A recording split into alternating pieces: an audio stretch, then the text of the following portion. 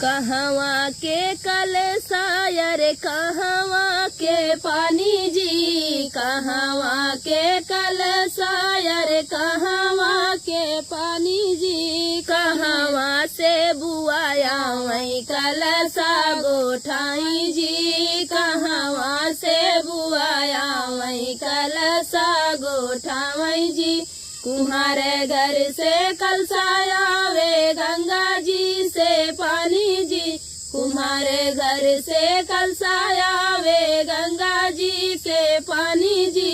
ससुरे से बुआया वही कलशा गोठाई जी, ससुरे से बुआया वही कलशा गोठाई जी।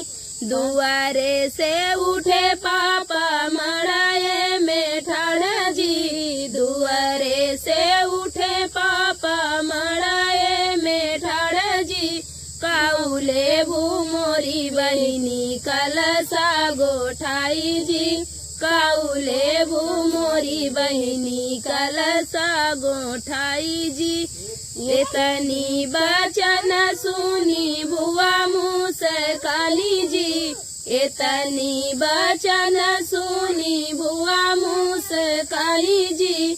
कुछु नहीं ले भैया कलशा गोठाई जी, कुछु नहीं ले भैया कलशा गोठाई जी। बनल रहे हरदम भैया यऊ भतीजा जी, बनल रहे हरदम भैया यऊ भतीजा जी। भरल रहे हरदम मड़वा हमार जी, भरल रहे हरदम मड़वा हमार जी। कहवा के कलशायर कहवा के पानी जी, कहवा के कलशाया कहवा के पानी जी।